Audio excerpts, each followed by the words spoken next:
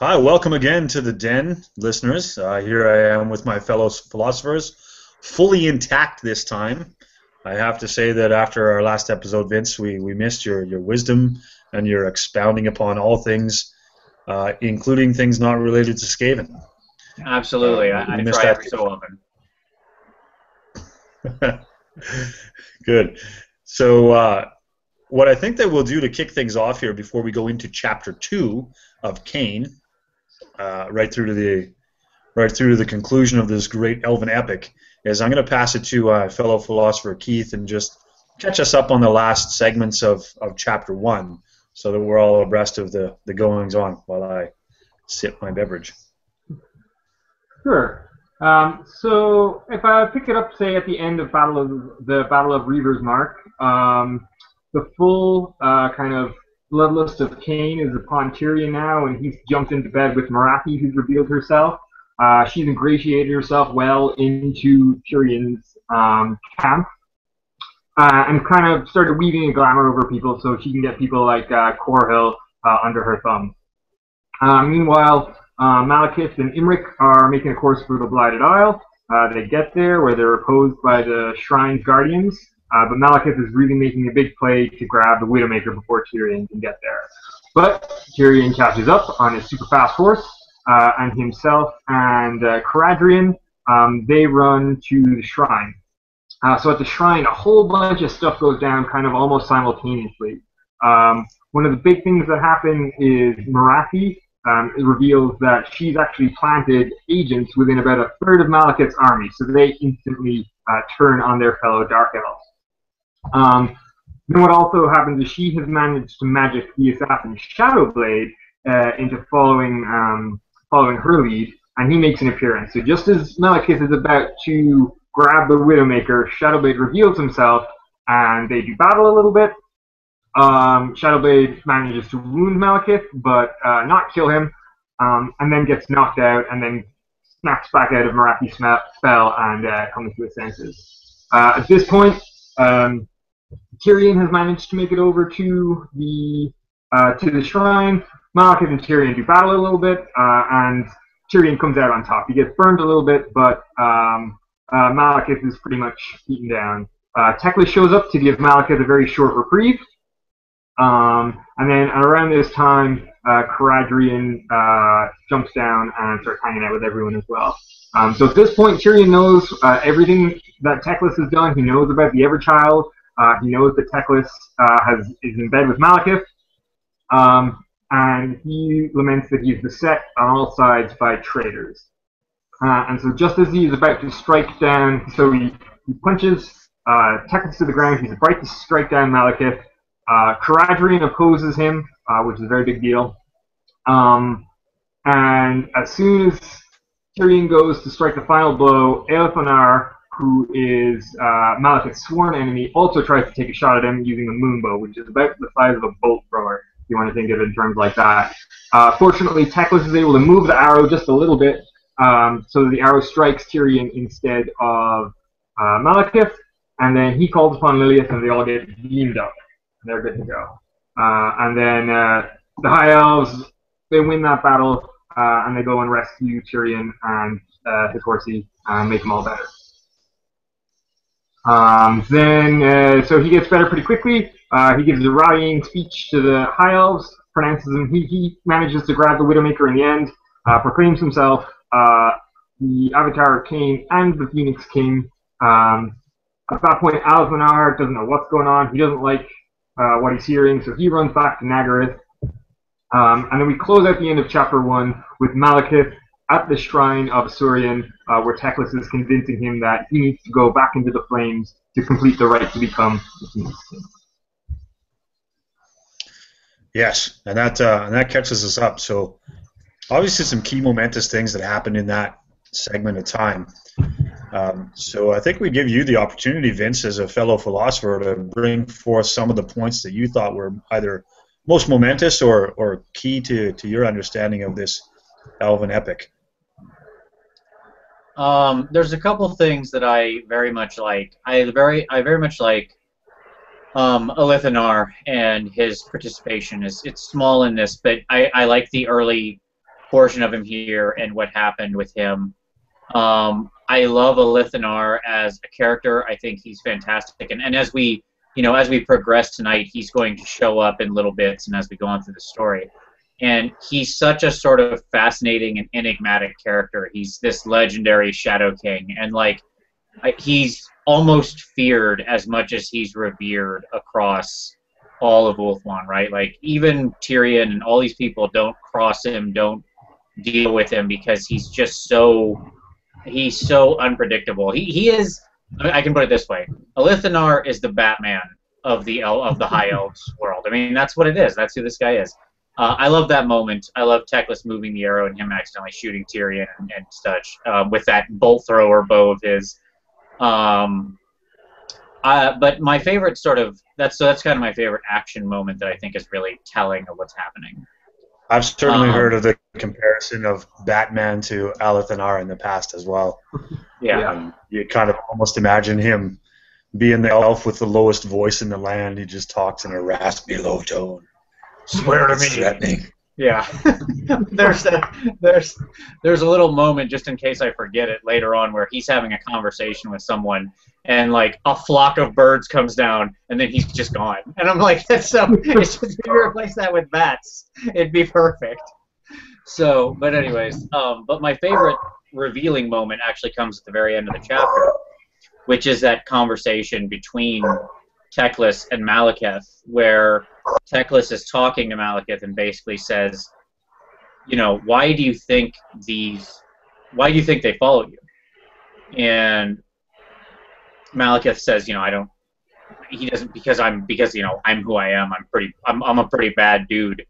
And he's like, no, it's because they know the truth that, you are this chosen of Asuryan, and you always have been. The Phoenix Guard know it to their souls. And, now you have but to do this thing to prove that you are. And the way that Teclis still, and he's done this since the very first book in his little interactions with Malekith, but the way their two interactions are just so telling as they form the ribs of this story, right? And that moment there where he says, would you change? And Malekith says, would you change any of this? And Malekith says, no, I would have done everything exactly the same. And, like that, and he says, well, then you are exactly who you're supposed to be, or whatever, and it's like, it's such a telling moment of Teclis's character and of Malekith's character, and then he walks into the fire. I love that whole moment, that whole exchange. I think is really powerful. The one thing I want to add about that last moment is I picked up on something that I thought was very subtle, and almost the same passage that you just read out is Malekith says in response is he at first through that whole diatribe is referring to himself as the royal we, and then at one point when he admits that he is going to do it and he finally comes to grips with the idea that he's going to step into the fire, he just finally for the first time refers to himself as I, and he says, I will do this. I will become this. So nice. I had not caught that transition. That's pretty cool. I like that. Yeah. So I maybe read more into that than I should have, but I thought it was a curious bit of writing. So yeah, good thoughts on all that, Vince, and certainly some key moments. Now, when we talk about just before we go actually into the narrative, I want to talk about the politics of what's going on in Ulthuan here at this time between these two factions. So of course we got Tyrion now, the avatar of Khaine, the self-proclaimed Phoenix King, wielding around Widowmaker, and he has had with him all along his guardian Corhill, maybe reluctant guardian. You're starting to sort of feel that in Corhill, that he's a bit reluctant to be a follower. But the key compatriot for Tyrion, of course, now is Morathi, and she is obviously in there to do some manipulation and see things go her way. She's embracing the idea that he is becoming her love of old, Anarion, in as many aspects as she could possibly hope for. So she's a real keen Tyrion follower. And also, one other guy that I think we kind of glossed over, and maybe he deserves a little bit more attention, especially going forward, is the Sea Lord Aisling, who is loyal to Tyrion, and of course the kingdom back in Etain. He's the guy that jockeys him across the seas and commands the mare worms and these kinds of things, and that's good for nothing.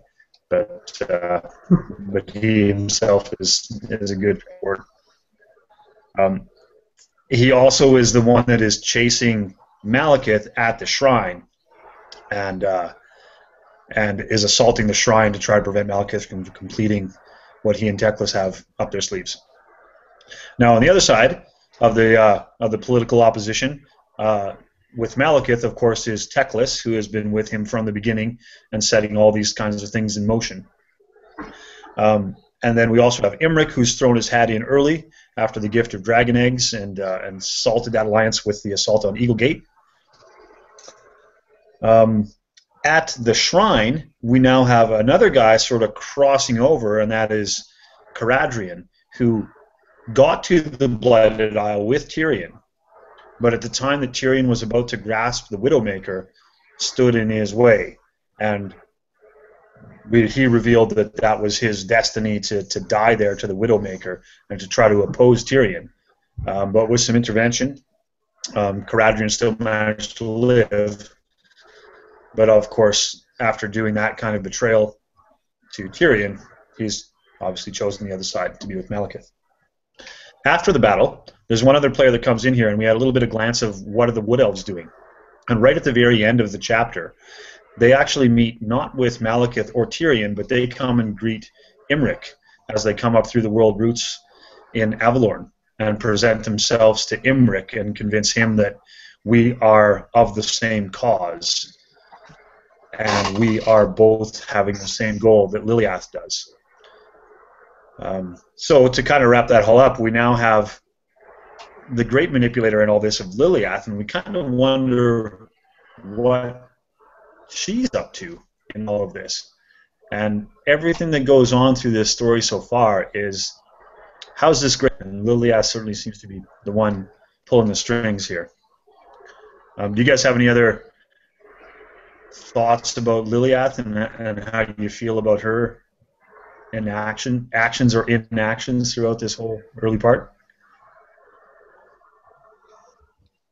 The thing about her, I find, is that, so it's interesting because, so she's the goddess of prophecy, and you think that she's been setting this up for forever and ever and ever and ever, essentially, right? So you've got this idea that she has to manipulate everything, but at the same time, we kind of already know that this has happened before. So is she just setting it up for it to end the way it ended before and then start all over again? Or is she trying to break the cycle? And I think that's one of the interesting questions that isn't really clear at this point. Yeah, and in that cycle, that's an important thing because we always sort of come back to that a little bit in this Khaine storyline, is that idea of the Ranadandra and the recreation of the story of the gods and the battle between them. But as I said in the opening sentences of this book, mortals will take the air, will take those roles of the gods. Mm-hmm. And so if we're going to draw some parallels to that,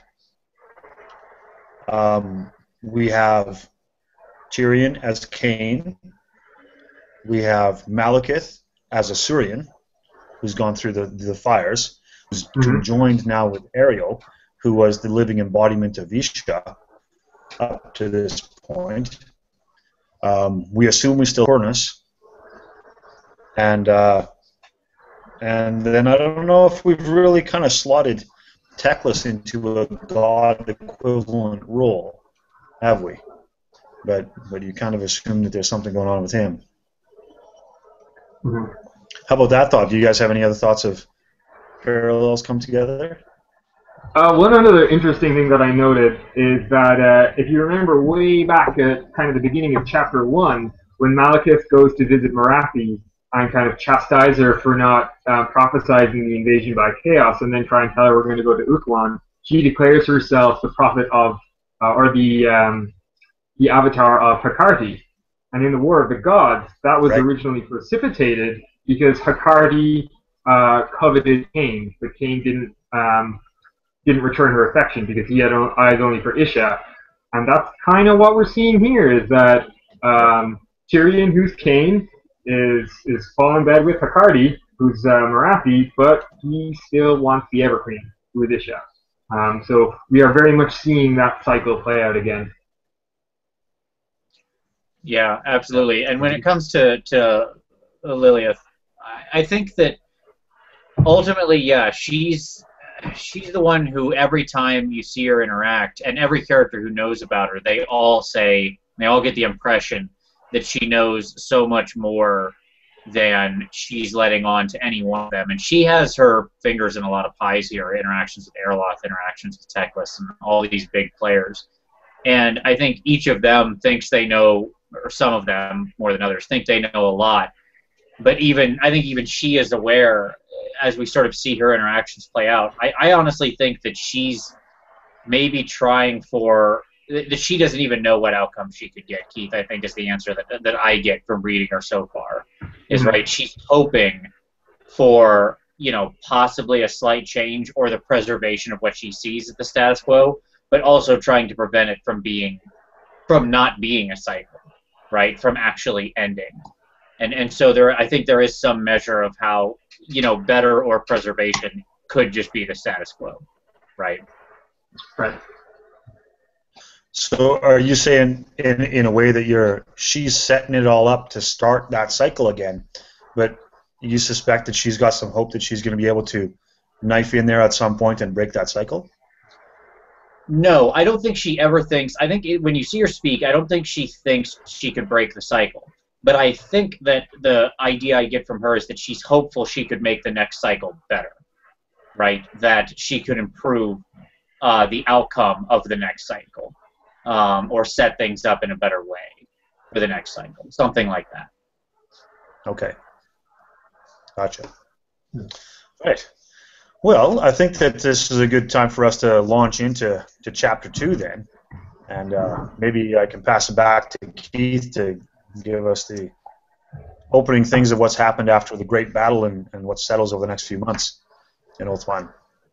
So as Chapter 2 opens, the first thing we're greeted with is that a couple months have passed on Ulthuan at this point, but not a lot of people knew what went on at the Shrine of Asuryan. And since then, actually, the shrine has split and the entire island has sunk into the Sea of Dreams. But not everyone is aware that Malekith has in fact passed through the flames, and he is now rejuvenated, he's healed, and he is the anointed of Asuryan. So he's the rightful Phoenix King. So he's taken a position in Loren, and he's kind of rallying elves from various different regions of Ulthuan, so all along the Ten Kingdoms. Tyrion has retreated back to Kothic and is convalescing there as he's still recovering from the hit by the Moonbow. So Imric is kind of in charge of Malekith's forces at this point, and he's waging war, trying to take over some of those kingdoms. So at this point, Lothern is in the grip of Malekith, and Imric has traveled around. He's conquering Chiranok and Etienne, and then he's moving on to Ivres and Safari. The High Elf fleet at this point is shattered. So Lothern is a key strategical point for the navy of Ulthuan.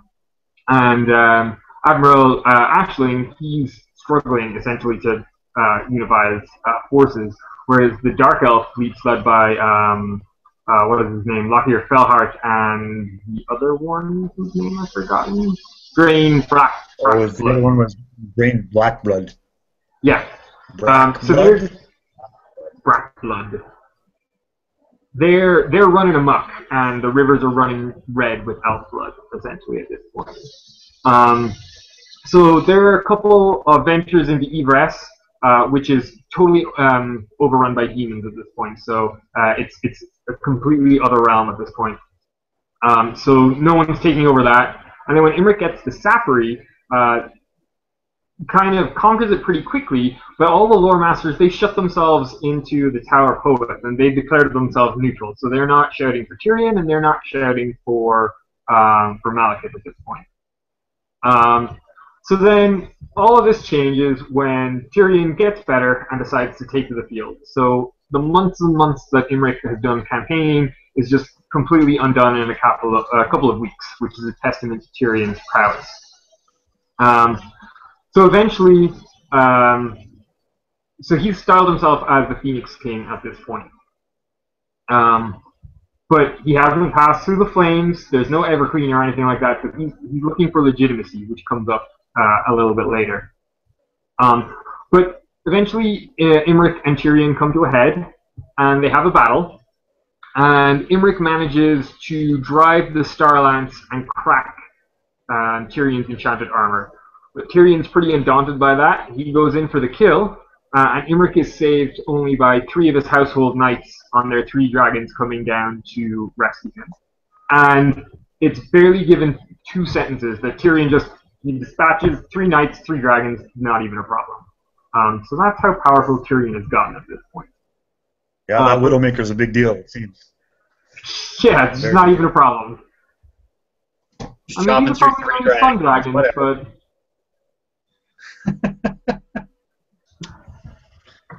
Yeah. Well, let's talk about Tyrion just for a second before you go too far there, because he shows himself after stewing for a couple of months, and maybe rightfully so. Like, the guy that was a pretty epic ordeal on the Blighted Isle. I mean, let's face it, he got scorched by Malekith. He got a couple other wounds from the sword before the destroyer was shattered, and he got obviously lanced with a moonbow. I mean, that shot him off the altar and halfway down the hill, right? So that guy was hard pressed. It's understandable that he could sit around for a little while and need time to heal. Yeah. Just like Malekith did. So we don't see much of Malekith in the first few months either, right? And I assume for similar reasons. And he sends out Imric to do the work. Mm-hmm. Yeah. Well, I think the thing with Malekith is, so it does mention that the flames essentially heal him at this point, so he's kind of better than he ever does. But he's going to struggle politically, and that they describe that quite well in the next few pages. But he's trying to mesh his Dark Elf army with the High Elf army and assume his role as Phoenix King. And they do a lot of things. They do things a lot differently up in Nagaroth. Compared to Ulthuan as far as governance goes, which we'll get into. Yeah, well, we can kind of transition into that right now, I think. I mean, after Imric's defeat, Tyrion, oddly enough, he says, "Well, that's good enough. I'm going to go retreat back to Kothic and rest upon my laurels. I have a hole in my armor now, but otherwise I'm not too terrible." But he goes back to the open arms of Marathi, I guess. Yeah. And whatever else is going on up there. Yeah, that's when we get the rumors of the deadliest game being played there, as they're hunting people for sport and just engaging in all sorts of debauchery and things of that nature. Mm-hmm. Yeah, so let's talk about that for a bit, Vince. Take us into the debauchery zone. Yeah, I mean, it's absolutely. How detailed would you like me to get? No, I mean, it's to me there's really like 2 big things. So yes, Tyrion, who is this, just demon in battle, is running around doing all this, and all of a sudden he just stops and goes back, and he withdraws into this where there's all of these very sort of debaucherous, acts going on. A lot of it's rumor, and there's all sorts of great little things of like Prince Dalaran of Kothic objected when one such hunt took place across his ancestral lands. The prince vanished soon after, though his daughter was soon seen in Marathi's growing entourage of handmaidens, that kind of thing. And but the other thing that comes out of this is that Corhill is given sort of a lot more. 2 things happen with Corhill, and he's going to become very major as this story evolves over the next couple battles and months. And the first is that Korhil is really beginning to see what's happening. He's certainly under the effect of Tyrion and his loyalty, but Korhil's there more for loyalty than the rage that Khaine and the presence of Tyrion inspires. And as he sees this bloodlust, he's starting to kind of get, shall we say, the heebie-jeebies, I think is the technical medical term for it, at Tyrion's actions. And that's going to manifest stronger and stronger. But nonetheless, he is, like, Korhil is defined by his stubbornness and his loyalty. And so he then is left to persecute the battle, sort of in place of Tyrion. And so he goes on and, has several, like a dozen battles over a couple months. And finally he gets himself against the walls of Loren. Right, he kind of fights his way all the way, and he's at the walls of Loren. Yeah, and one thing about Korhil's character here that I think is worth an interjection is he has enough sensibility, unlike all the other elves, to get all caught up in that bloodlust and hunting others and debauchery, that he can't resist it entirely, but he knows he wants to get away from it. So he volunteers himself to go off and do that campaign on his own. And the further away he gets from Kolthik and from the conclave of witches of Morathi and Tyrion's group, it sort of clears his mind, and he gets to reflect on all the terrible things that are going on there. So distance is certainly something that he's favoring as he goes down to Lothern. Yep. One thing I thought that was very interesting about that part was how similar that Kolthik has turned into what is just essentially normal dark elf society up north, right? So, hunting other people for sport and, torturing people for funsies was just kind of the run-of-the-day thing for the dark elves.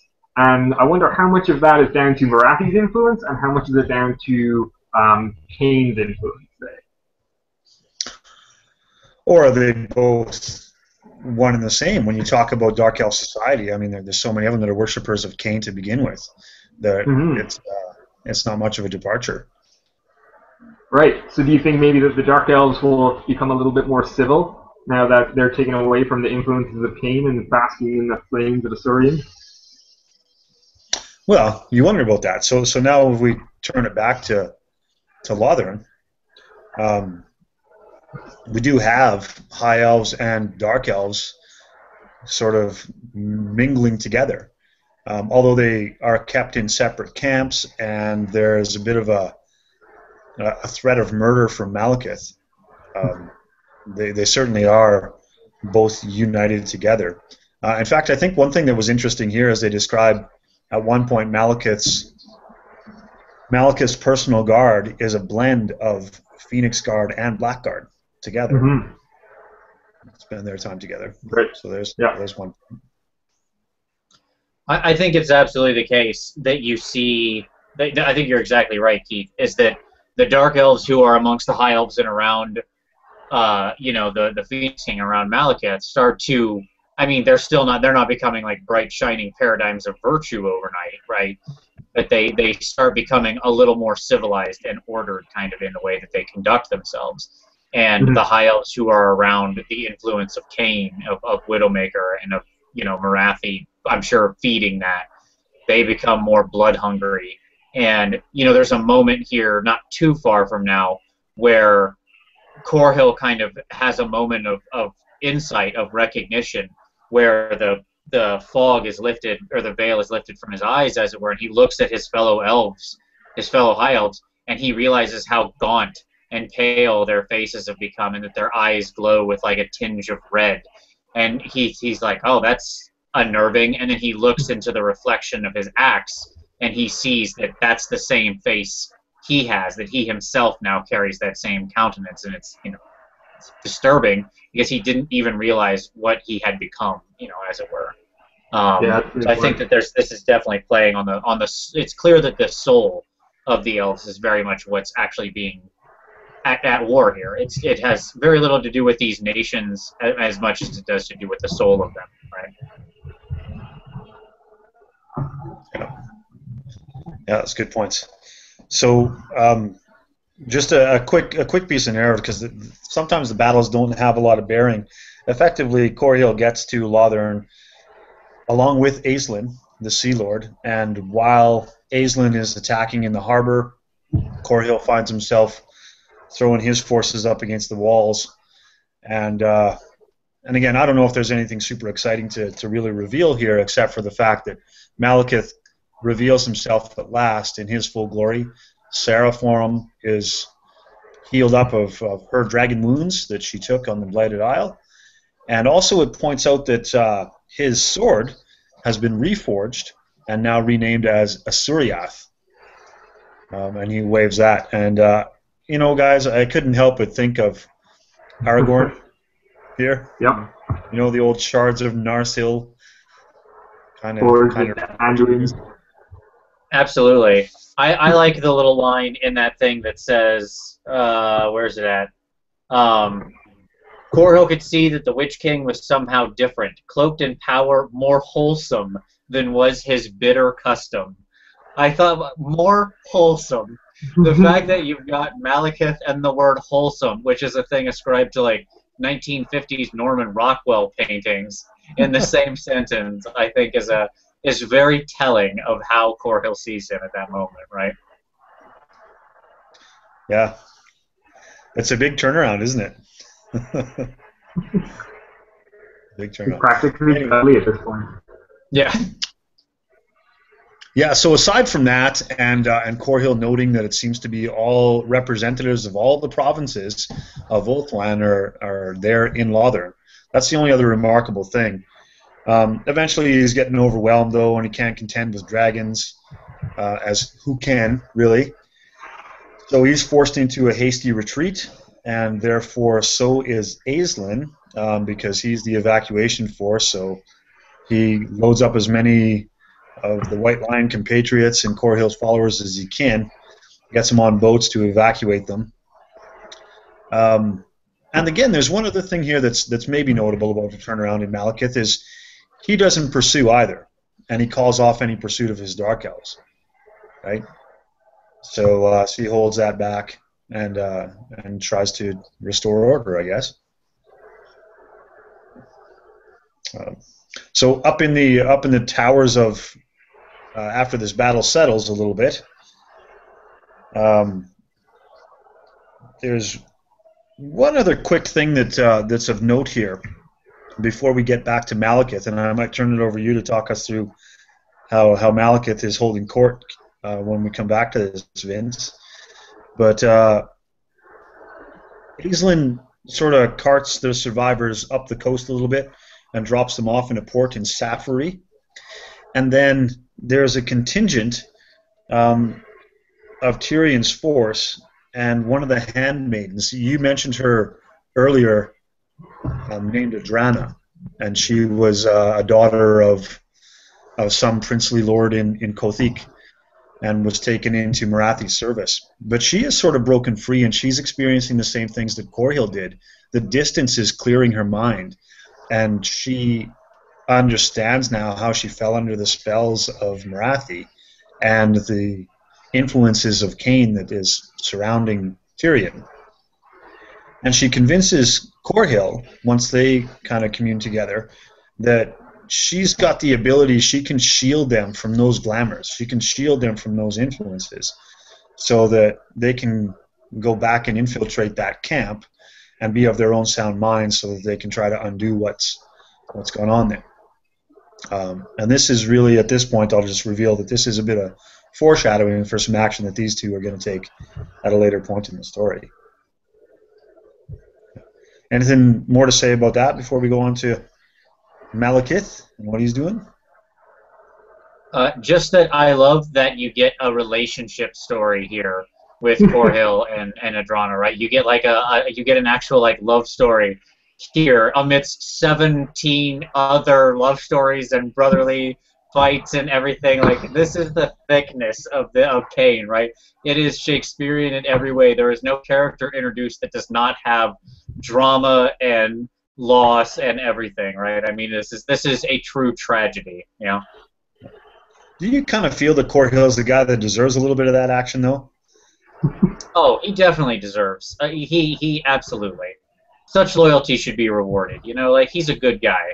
He's just, you know, he's really a damned if you do, damned if you don't in this situation for him. And yeah, I think he deserves a nice ex-handmaiden female accomplice in all this, who he can find some happiness with for, well, hopefully a short little time. Yeah, at least. Alrighty. Okay, so let's go back to Lothern now that Corio's been chased away. So Malekith takes over, and he's, you know, there's a couple interesting points here to me. I'll try to cover them quickly. The first is Teclis, like, glamours him up a little bit to make him look even more high elfy, right? And is like, hey, everybody, look, it's Malekith. It's your old buddy. He's not all dark and creepy. And you know, so and the other thing I love that Teclis does beyond the simple glamours is he starts spreading these stories that Asuryan and Khaine are two sides of the same coin, and that sometimes, you know, Asuryan is the bad guy and Khaine is the good guy, and sometimes it's the other way around. And like, so hence, you know, that's the good and bad guys switch. Hey, I knew about that because there's some secret books in the tower at Hoth, and you know, you didn't hear that, but trust me, I'm Teclis. Of course you should believe me. And you know, they talk about how everyone probably knows he's lying, but they're like, you know what, whatever. This is better than that other thing, so we're on board. So I love Teclis just still, you know, using these ridiculous, just still pulling strings, as it were. But Malekith doesn't really do himself any favors. He's not. They mentioned that like his style of governance isn't exactly compatible with the High Elves. You know, the High Elves classically have this complex system of like noble politicking, and you know, they're not violent, but they're politically violent, right? Like they will quickly backstab each other in court, and there's alliances. It's like Survivor. Right, like this is you're forming alliances, and there's traitors all the time. Nobody's actually dying, but it's a lot of like high intrigue. Whereas Malekith is just like, no, this is what we're doing. What? I don't agree. Execute that guy. Anybody else got anything to say? No, great. Get on the boat. You know, like he's a little more used to getting his way. When you want to try to be sneaky and backstab in the Dark Elven court, it literally means you're trying to be sneaky and backstab somebody. So he doesn't do himself any favors. And the passage that I really like that really wraps up how bad his situation is there's this outpost, Alardan, that's sacked by Drain Brackblood's Black Ark, the Shadow Tide. And of course, like this guy, this Dark Elf, pleads ignorance. Say, I didn't do it. And Malekith basically says, I don't care, executes him and like 3 levels of his command structure below him. Just like wham, whacks the whole lot, and says, you know, promotes new commanders, and then he turns to the High Elves and he says, there, is that justice? And they're like, oh, he's far too murderous to be in charge of us. You know, clearly, even though they were calling for this guy's death, you know, not a day earlier. Hence the two-faced politicking of the High Elves. And so that's when like the assassination attempts on Malekith start. Imric sort of has a showdown with him directly in the throne room, where the two of them come to like very harsh words and fingers being pushed into chests in very manly or elfy ways before Imric backs down and storms off. And it's a tense situation. I think that's the take-home point. Yeah, and Teclis is left to be I kind of imagine him as the political campaign manager through all this, right? Like right. He's the spin doctor initially in a lot of regards, but he does have one line that I think kind of sums up how he's trying to balance things. And he says, in one line, he says, Malekith has been too long a tyrant, but Ulthuan has been too long without one. Is a real key line that I think he has in there that holds a lot of weight. Mm-hmm. So it lends to a great line. The balance that he's trying to get to here. Yeah, so after slaying all those people and trying to make an example of things, again, it's Teclis again that has to cool his jets and and stop it from murdering their families, because that's where he wants to get to next, right? So he actually stopped short after that clash with Imric of going along to murder not only the people who plotted to assassinate him, but to go out and find all their families and murder them as well. And that's kind of where he shows he gets a little soft and he backs off. He says, "Okay, well, that's okay, people. If I'm frightening you, Ulthuani, high elves, and all you soft little bitches out there, I will not murder all your families. I'm just going to murder you." And then we'll leave it. Just a reasonable amount of murder. Yeah. Yeah. So he's coming around. He's becoming that wholesome guy that you all want. Good. Okay. Well, Keith, let's get your turn. Do you want to get us into back to what Corhill and Tyrion are up to? Yeah. So Corhill, he gets his note from Idrana, and he marches what's left of his army up towards Averlorn, where Tyrion has summoned him. But Idrana is a bit of a spellcaster, so she's able to cast some magics on herself and Corhill to make them essentially immune to the influence of Khaine. So now Corhill's staring at Tyrion and everything that's going on through clear eyes, and he realizes what Tyrion has become, and he's really not okay with it. It's pretty unsettling. But Tyrion doesn't really seem to notice that Corhill is kind of a bit perturbed. And so Tyrion's like, we're going to go to Averlon and we're going to reunite with Alariel because I didn't go through the flames, so I need an Everqueen in order to be a legitimate Phoenix King, which I guess kind of makes sense if you're an elf. So they're marching through Averlorn, and Corhill, being a white lion, is quite comfortable in the woods. But he notices that the forest there is like really dark and really foreboding, and just doesn't have a good vibe going on. So they eventually come to a clearing. So it's Corhill, Tyrion, Marathi's there, a bunch of knights, a bunch of other elves, and they see Alariel and her court of handmaidens of Averlorn are sitting there. But they're assembled and they're ready to fight, and it's not quite the homecoming that Tyrion was expecting, or this glorious reunification between himself and Alariel. So not only are the handmaidens there, but a bunch of wood elves are there, and even Orion is standing just behind to the side of Alariel. And then Tyrion, there's this great little cutaway scene where Tyrion basically comes in and says, "I've come to claim you, my queen, as is my right and my destiny." And then the fact that Tyrion demanded that of the Everqueen kind of shown how far he's gone, because you can't just claim the Everqueen. But Alariel, while she realizes that how far he's come and the madness, instead of being angry that he's come to claim her, she feels pity for him because she can see that his soul has been hollowed and that Khaine has poured in, and that was due to the death of their child. But anyway, he's determined to take the Everqueen, so himself, he leads his knights into battle, and then Orion charges in with his Wild Riders to stop them. And so Arloth is also there, and a character who's not been a game character for a while. I don't know if he ever was, but he's mentioned quite a lot, which is Dea, who is a master smith, and he's this blind, old, crippled wood elf, but he's quite possibly one of the coolest characters in this upcoming battle. As well as this is a bunch of dryads and forest spirits kind of stalking around the woods as well. Yeah, so let's kind of lay this out a little bit with some background. Let's remember that Tyrion and Alariel had a daughter together, right?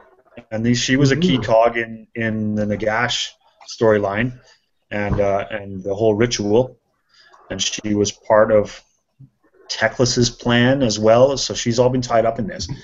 So if you remember from the last chapter, Tyrion had that sense of when his daughter died, and it shattered him to a degree, but then at the same time, many other things came into place. Grabbed the warp sword, the tainted Khaine came on him, the rage started to swell up. That's the first we saw that. So what's shocking here in this opening bit is that he just comes in with just absolute demands. He says, he's demanding that you will be my queen. No discussion. It's just going to happen. So come and stand over here, and let's get it done. Right? With no brooking of anything. And the other curious thing that I thought here, and I want to get your thoughts on this, Vince and Keith too, is that Marathi's still sitting right beside him as this is going on. So why is Marathi okay with this? Thoughts? Well, Marathi's got a little ace up her sleeve. Yeah, I think she saw this. I think this is win-win for Marathi from her perspective, right? Because either, A, by allowing this to happen, I think she probably said to Tyrion, hey, we should go get, Alariel. Because she knew that Alariel wouldn't be would not come along willingly, and that this would end badly, as it were. And that would just give her an excuse to off Alariel, as she does attempt here in just a few moments. And if that doesn't happen, and Tyrion does subject her, then it only gives Tyrion more, it does give him legitimacy. And I think Marathi's not a prude about this sort of thing. She knows what her role is, and she knows that, Tyrion gets legitimacy. She's concerned with having Tyrion, not sharing him. And besides, there's a utility to it in that they can produce a legitimate heir. Alariel could. And so then that would also then further cement Marathi's continued control, just as she basically got away with last time of manipulating a legitimate heir, right? So, in the long term, she could just repeat the same thing she's ran with for a long time. Yeah, well, she even mentions it a little later on, where she's just like, "Yeah, let Alariel be your queen during the day. I'll keep you warm at night," type thing. So the elves have always been, particularly the dark elves, have been pretty fast and loose in terms of marital contracts go. So she's not the jealous type. Yeah, I guess so, eh? They have open relationships. Yes. In the society. No problems with that. Exactly. Yeah, it's probably some dark elf swinger society where you leave your keys in a jar at the door.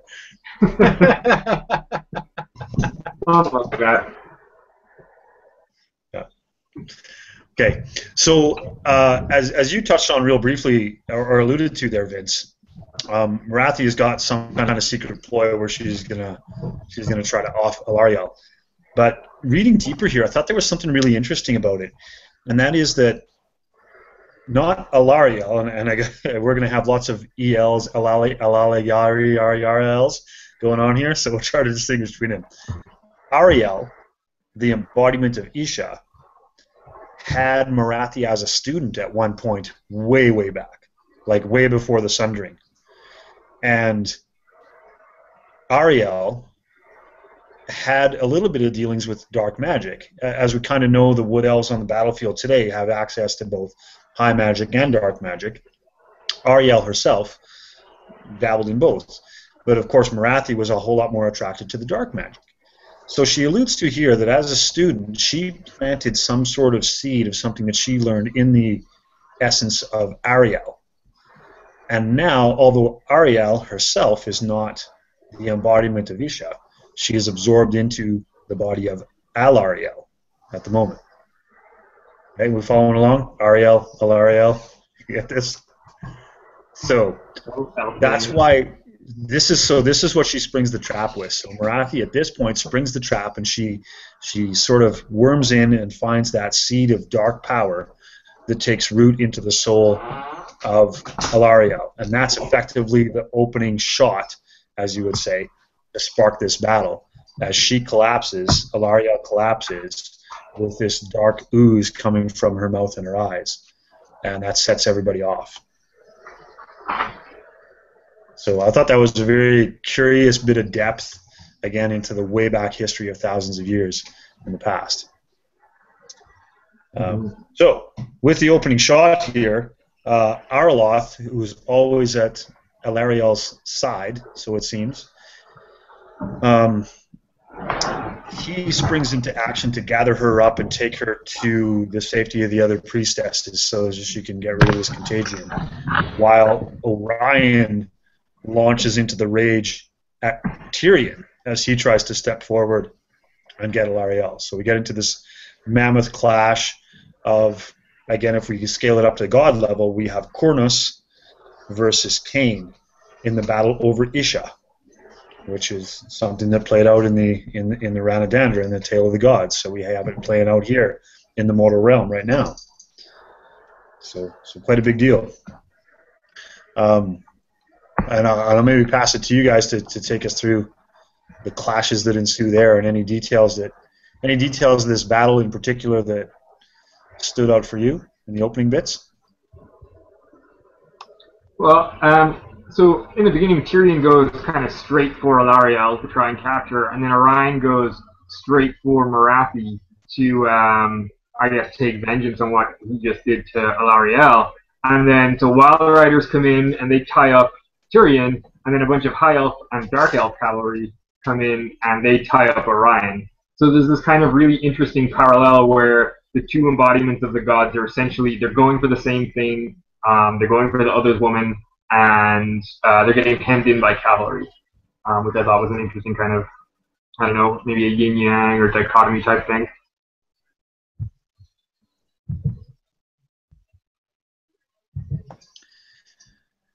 Yeah, so we kind of get those two guys having the big mighty clash, and as that's going on, Marathi is continuing with her dark magic assault.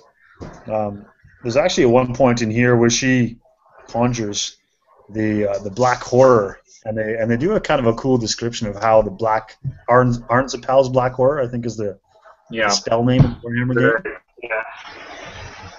Yeah, so it's this dark cloud of fetid darkness that manifests as this big ball, but it's got tentacles that reach out and grab a hold of legs and try to draw it in.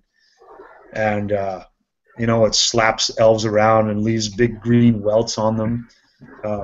It leaves burnt grass, and after it eats elves, it just leaves, empty skeletons, like stripped of any flesh behind in its path as it rolls along. And at this point, Arloth has managed to drag Alarielle up to the circle of priestesses, but they're having to pull their attention away to stop this black horror from just rolling over everything.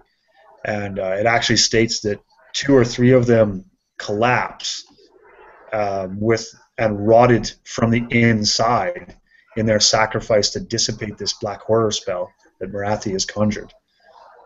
So that's a good bit of how Battlefield translates to storyline. I thought that was kind of a cool job of it. And then we come to then we come to like my favorite moment in here, and I'm probably stealing Keith because I bet he wants to talk about this too. Your thunder. So feel free to continue on if you feel like I miss anything. But yes, as Arloth is sort of laying down, Alarielle, you get the Sisters of Slaughter show their faces in the battle, right? So these are like the golden masked sort of witch elfish figures, but they use these big lashes, and they come in and they're just tearing the wood elves apart.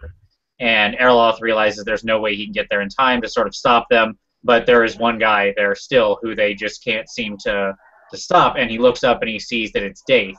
It's this blind, old,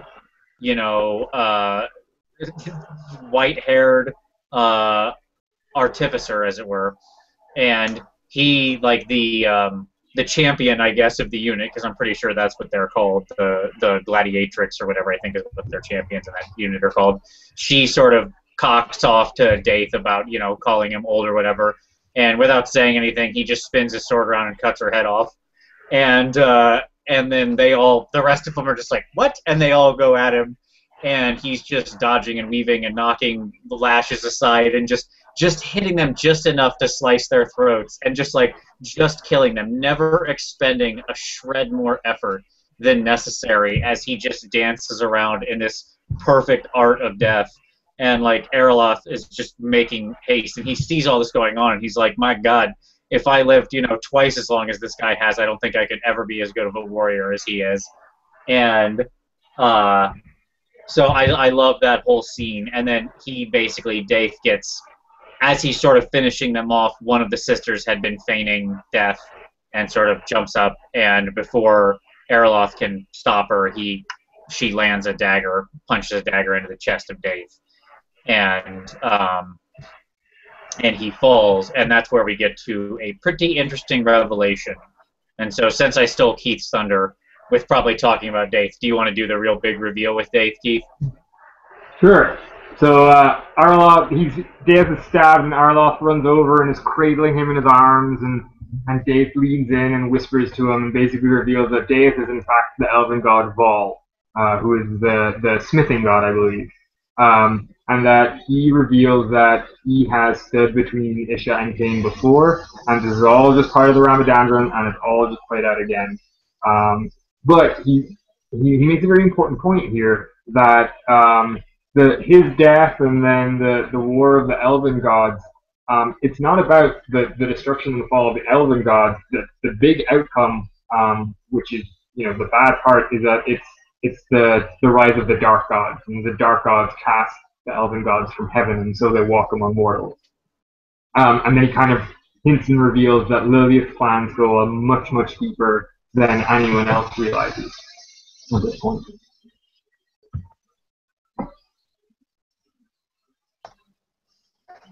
Yeah, so that's a big deal. And the line itself actually says this. He says, Lilliath has placed you, talking to Arloth here, she has placed you outside of the web of fate, yet you remain innocent of the cycle that you have avoided.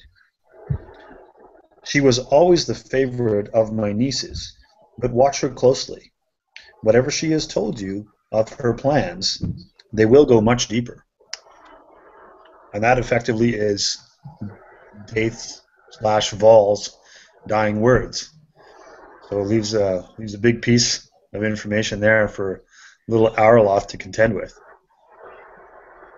At this point, admittedly, I thought that this was going to be the moment where Arloth becomes a gigantic player in this, and maybe even some equal to our two guys that we've been talking about the most, Tyrion and Malekith, and thought that he would become something gigantic equal to that scale.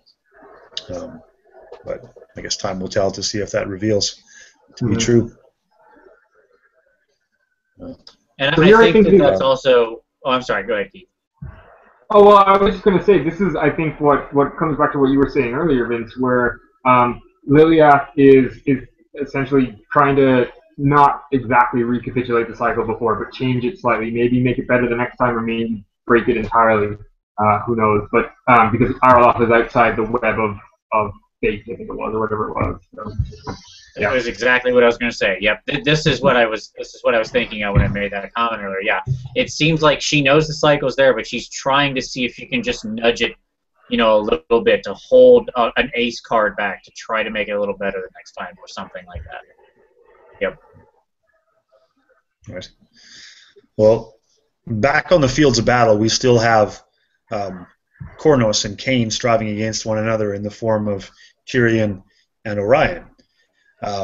And there's one of these sort of gladiator arenas that builds up here as the spearmen of the Wood Elves and the spearmen of the Khaine followers. I guess in this case it's Grondian elves make a circle around them so that nobody else can get in, and sets up the arena for Tyrion and Orion to just lay haymakers into one another.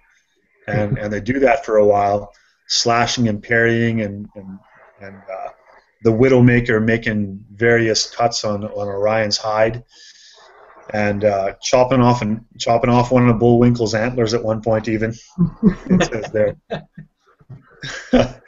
But it comes down to the final point where the spear of Kornos has actually been shattered by Widowmaker. But after he gets his antler chopped off, Kornos reaches down and grabs the shard of it and finds his way into the rent that was made in Tyrion's armor by Imric a few months before, and just stabs it deep into there, staggering Tyrion, of course, and bringing him off his saddle. but in the impetus, he makes one final giant swing with the Widowmaker and effectively cleaves Orion down so that Orion becomes no more.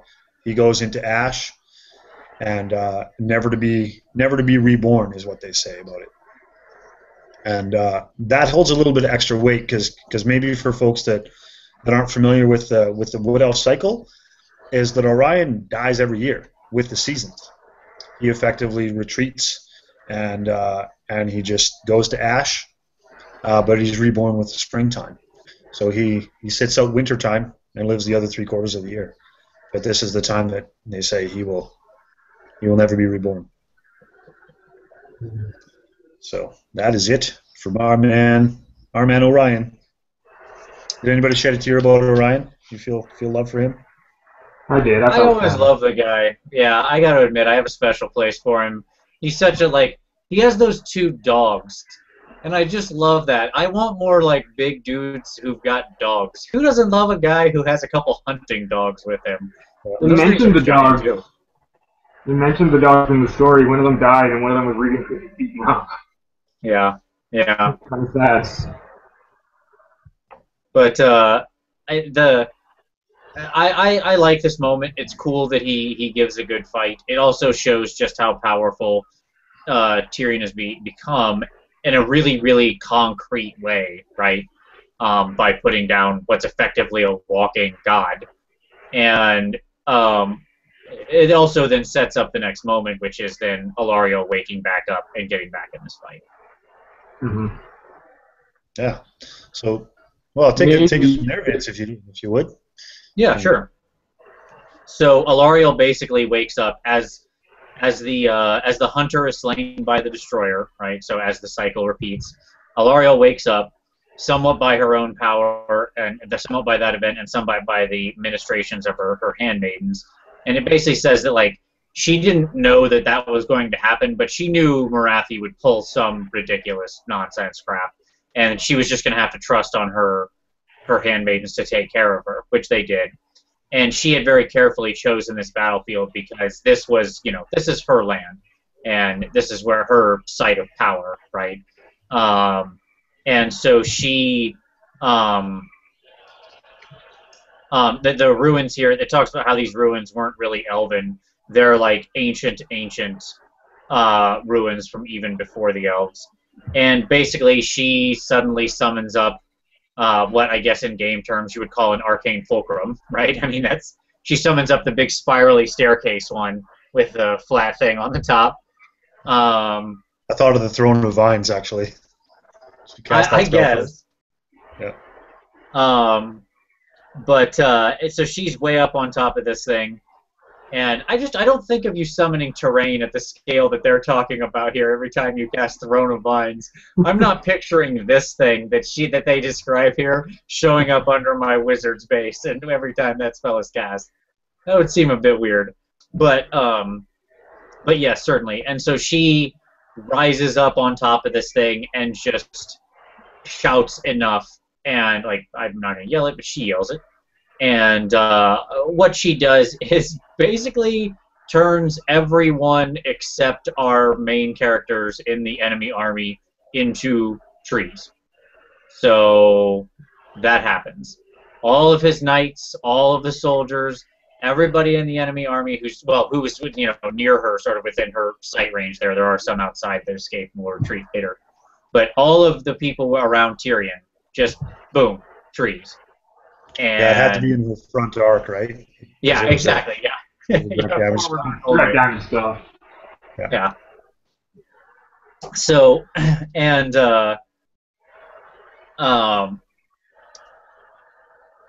so basically Morathi manages to stop some and hold off some from the transformation, right?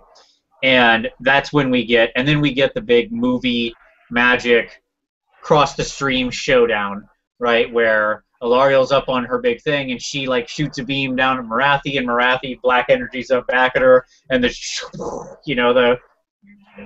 crossing streams, two fighting little power beams in every movie, and then all of a sudden boom, and they both explode, and Ilario's thrown off of the fulcrum. Marathi's thrown back into the woods, down into the mud, I guess, as it were. And I love who saves Alariel. She makes this giant fulcrum thing. Like, that's why it's not throwing vines, because she's way up in the air, right? So high that, like, she's falling, and everybody has time to go to, like, look and go, oh, she's gonna die. Like, she's gonna fall so far she dies. And except one person who just turns into Michael Jordan, and just he runs up there and he goes for the Air Jordan reach and just bam, grabs the Everqueen right in his hand, and that's Durthu, the ancient, mangled, and very angry tree man, the eldest of the ancients. And he catches her, and he's got her. And I want to talk about what happens next, but I don't want to keep going. I'll give it to somebody else. But the next moment is literally my favorite moment in this book. But he swings off the stairs, grabs her, makes the save. Everybody's like, yay! And Durthu gives him the thumbs up. Like, he's like the Iron Giant or something at this moment, right? And then that prompts Tyrion back into the fray. So.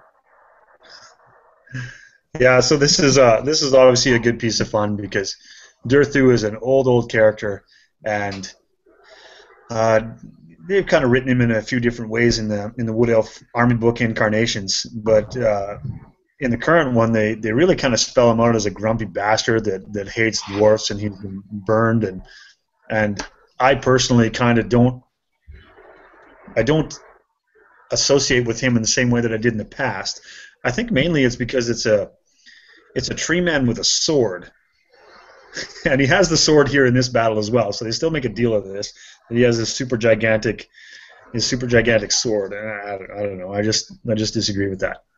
But anyway, as you say, he makes a save, and then he puts Alariel safely on the ground, and gives her a little pat on the head, I imagine, or something like that.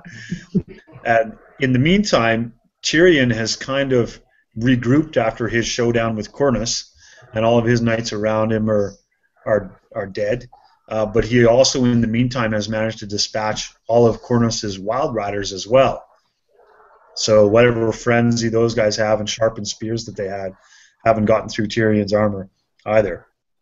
So he does away with them, and he's making a charge back up the hill to Alariel. Of course, Durthu now is the savior of everything and steps in between and has a little bit of a clash. Tyrion, of course, gets a few licks in there. Widowmaker is still a big deal. They describe it as he buries it into the bark of Durthu, and it starts to emit a dark smoke as it sort of burns away. And even though Durthu doesn't cry out, he is weakened by it. But he reaches down and he pulls the sword out of himself, and Tyrion with the sword, because Tyrion's not letting go. And then he just does the big old wind-up. It actually, I think, says that he swings him around 3/4 around his head and then gives him the old fling and hurls him through the forest. At which point, I'll reveal right now, they find him 3 leagues later through the forest, as Durthu has done more than any tree whack has ever done, and just the giant fling. Love it. This is the greatest moment in the end times so far. Tyrion, most noble and powerful of the elves, gets thrown. Like, that's Durthu's response. Like, hey, stop that, and just throws him just out of the park. Throws him out of the battle. That ability needs to be on my tree man tomorrow. I need to be able to throw enemy characters off the battlefield. Oh my god, that's so fantastic. Yes, I love that moment. There's 2 parallels that came to mind here for me, actually. One was back to the Glotkin. You remember the Glotkin threw Mundvard into the ocean? Yes, absolutely. Yeah. So that kind of action repeats itself, which it was super fun back then, and it's also fun right now. But it just made me think of, this guy hates dwarfs a lot, so this is kind of akin to dwarf tossing, and maybe that's why he doesn't tree whack, he just tosses instead. Pretty good at it. So those are 2 things that came to mind for me. Absolutely. All right. I Well, like how earlier on in the chapter, Tyrion's killing 3 dragons like it's not even a thing, but Durthu's just throwing them into the woods. Don't mess with Durthu. He didn't get to be Durthu. the eldest of the tree men accidentally. He made a 6-up ward save, and then he tree whacked him. see, that's the difference between Durthu and Dragon. Dragons don't have ward saves. That's a good point. True. That's what you gotta deal with. I will also say, everyone- sorry, much to your chagrin, when I modeled my tree man for my wood elves, I didn't use the Durthu face, but I absolutely gave my tree man the sword because I think that sword is super sweet. I love a tree with a big sword. So we have different aesthetic tastes there. It's so out of place. I can't get on board with you in that one. Oh well. Yeah, everyone complained when they dropped Tree Spirit ward saves from a 5-up against non-magical attacks, but the Widowmaker has magical attacks, so it's just as well they changed it, otherwise Durthu would have died. Good point. Good point. Back. Yeah. Well made. Okay. Well, so as you can imagine, with these momentous events going on, it kind of brings this battle pretty close to a close. So let's quickly sum up what's going on here towards the end. Is Alariel and Marathi had their little epic clash. Marathi was scattered and pushed back into the mud, where she was kind of knocked out of the action, and then quickly after that, Tyrion was knocked out of the action, or thrown out of the action, whilst most of the elite of Tyrion's force is now trees. So with a big push from the Wood Elves, they chase off the rest of them, and they go retreating into the woods, where they come across Tyrion picking himself up out of a bush a few leagues later. And despite Tyrion's rage and his desire to get back in there, he kind of thinks better of it and says, "Oh well, it looks like a mass retreat is in order." So he does. He does retreat and scurries back to Kothik, as it turns out. Now Alariel dusts herself off, and then there's a sidebar here at the end that I might pass on to Keith. Yeah, we've ignored you a little bit for a while, so we'll give you at the tail end that piece to work on. So Teclis and Alariel are having. So Teclis and Alariel are having a chat, and they're basically lamenting over what Tyrion has become. And Teclis, you see, it kind of develops. I'm not terribly familiar with the High Elf lore, but throughout this book, you see how much Teclis has relied on his brother for his counsel and his insight, and just as a friend generally. And same with Tyrion in the beginning of the book when he was left alone when Teclis was off doing stuff. So they're quite sad over what he's become. And Alariel essentially asks Teclis, "Is there no hope for him?" To which Teclis replies in very ominous tones, "None on this side of death. Look to Malekith for our salvation," which was pathetic. Yeah, and the closeout to that is sort of the realization that Alariel buys in, and she realizes that she agrees with Teclis, and that Malekith is the future of their elven races, and not Tyrion, and that's really the only way to go. Yeah. So, any other key points about this battle before we leave it behind that you guys want to point at?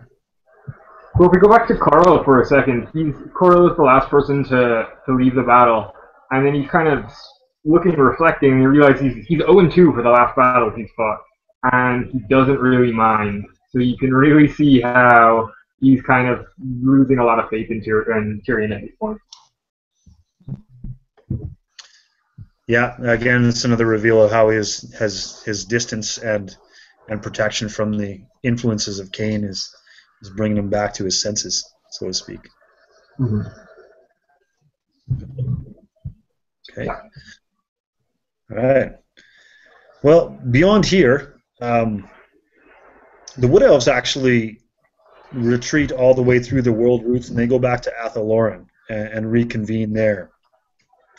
Now back there, Alariel again. She gathers the council of Athel Loren, and after her meeting with Teclis and her reveal of what Tyrion is like, she shares it with them, and gets their full consent that Athel Loren is going to throw their whole entire weight behind Malekith and Teclis, and bring them to the fore. So that's also a momentous thing as far as how the balancing of alliances go in this political struggle in Ulthuan as well. Right. Trying to see if there's any other things that really go on in here. I might be getting ahead of myself, but Alariel does head back immediately after that. She heads back to Lothar, and she goes and faces Malekith himself and offers to him to be betrothed after this war is over. So she turns down Tyrion earlier and now proclaims herself that she accepts Malekith as the Phoenix King, and she, as the Ever Queen, is going to be betrothed to him but once this war is over. So this is obviously a big deal for Malekith in his political struggles.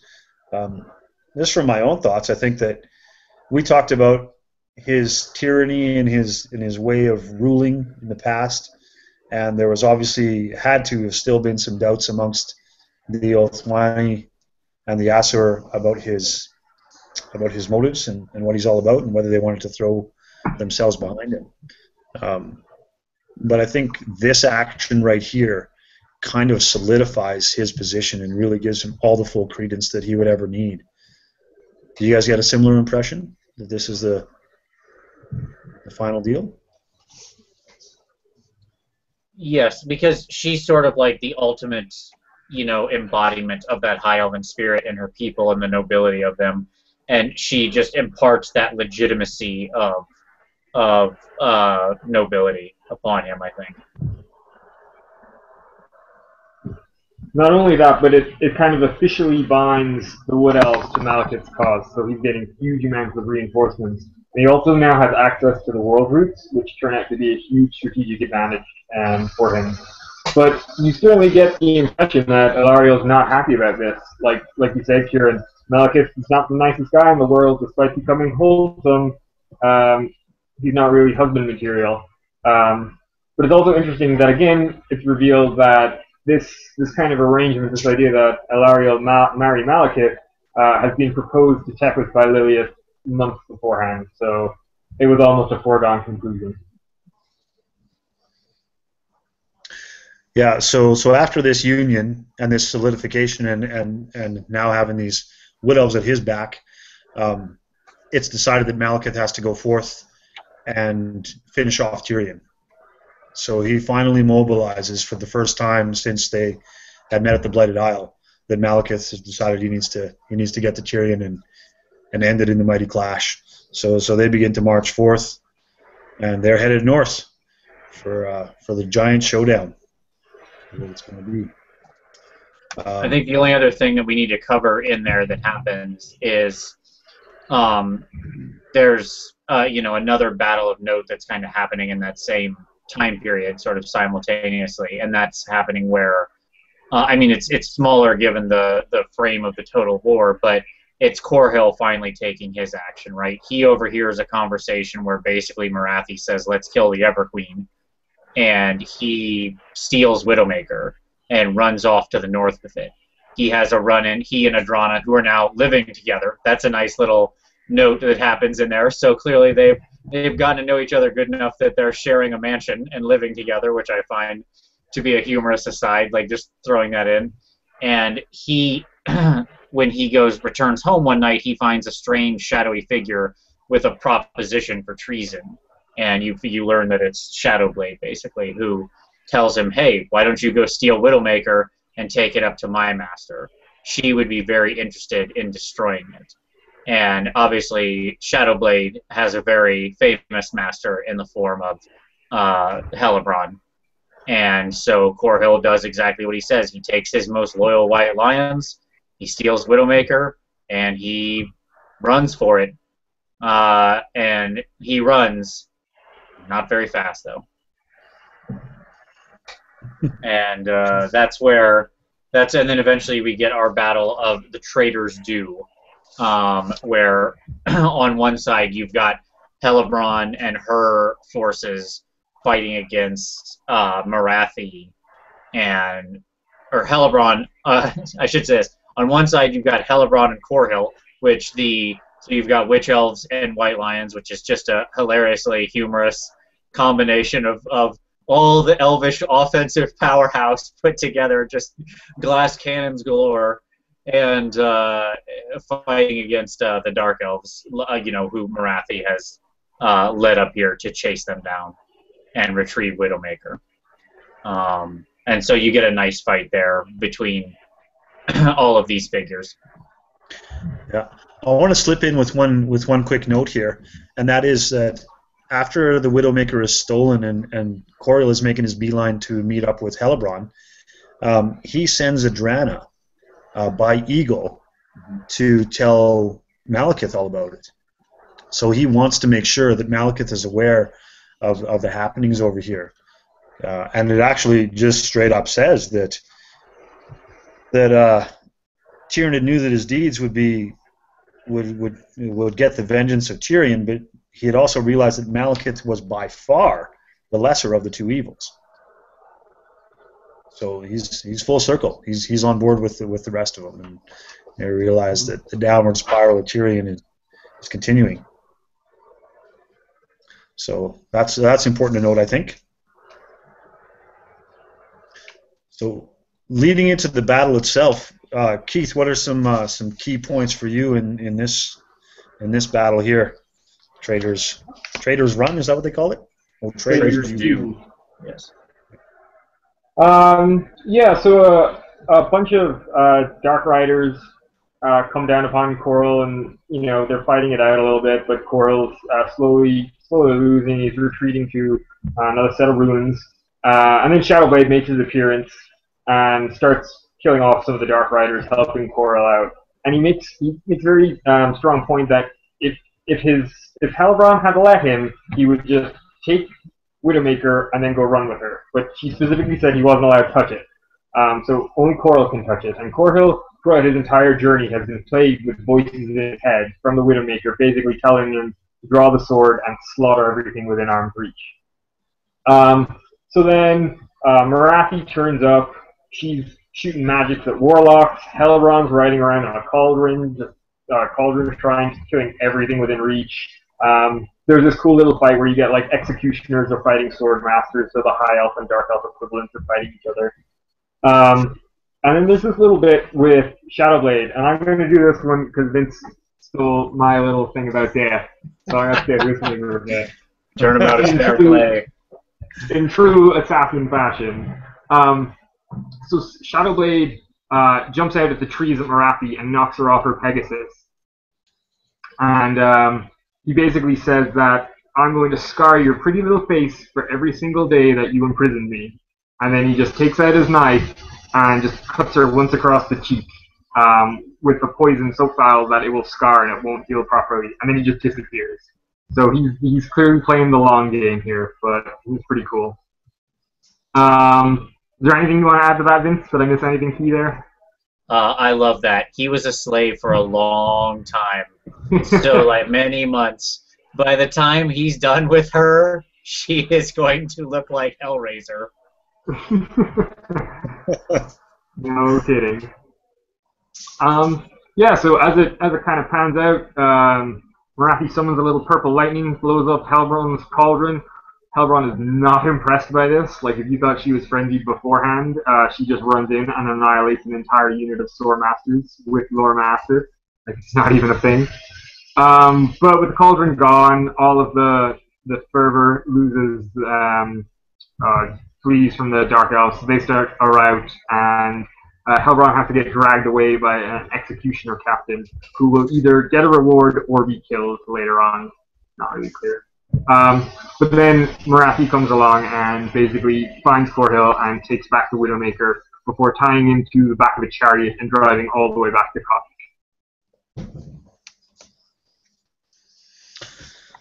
Yeah, as a follower of these battles, I mean, there's always a few descriptions that go back and forth, but in this particular one, aside from how they describe the powers of the cauldron, I guess, and the power that fades once the cauldron is destroyed, is sort of another one of those things that tries to translate a little bit from storybook to battlefield, right? Because you can imagine the witch elf unit without its cauldron is just, it's a shadow of itself, really, as far as Warhammer goes.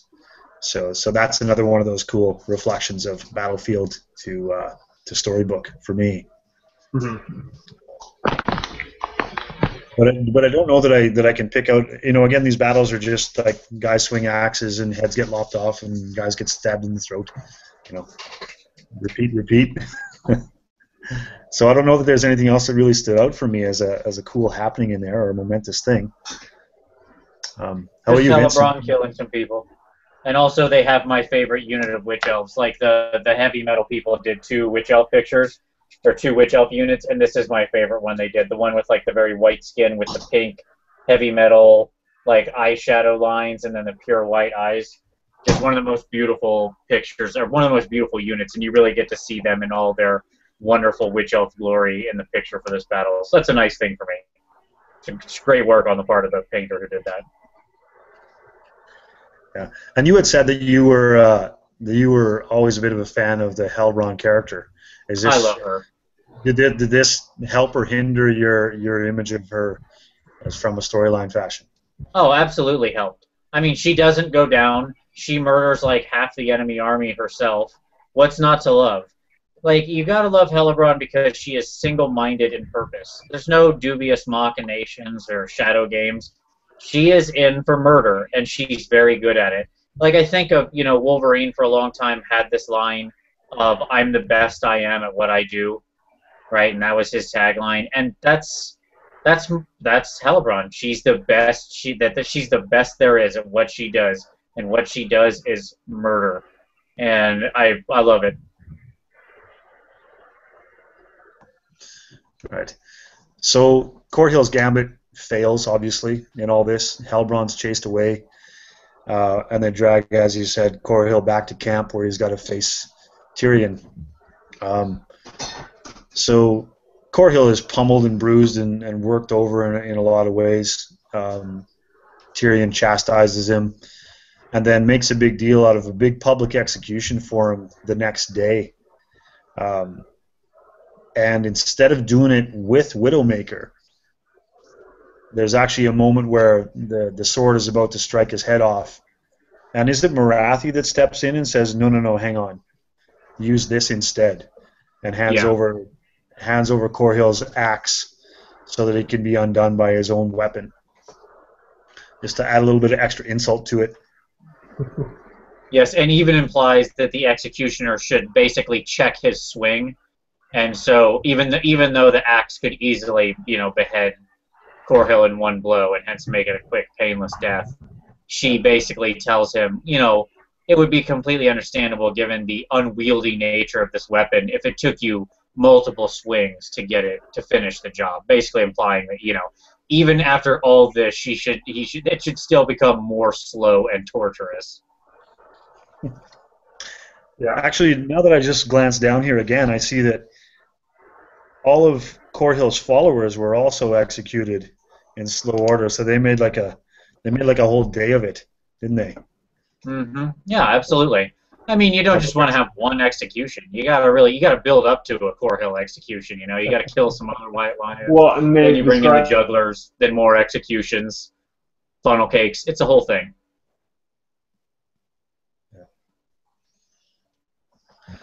Okay, so now, did we have a little check in with Adrana here, don't we? From distance. Sorry, just before we move on, can I make 2 points about the execution bits? Yeah, sure. The first being that, so as Tyrion is going along lopping off heads for White Lion followers, that's exactly what happens in Harganeth, which is the city of Khaine. So the executioners are trained to lop heads off shoulders, and it's a very Khainite kind of ritual. Just showing how, Dark Elf society Tyrion is becoming. The other thing to mention, though, is that just before Corel dies, Merathi kind of whispers to him and reveals that Tyrion's not under her spell anymore, but she's under his. So it seems like their roles are reversed in that, and that Merathi is even falling under the spell of Khaine, which I thought was kind of interesting.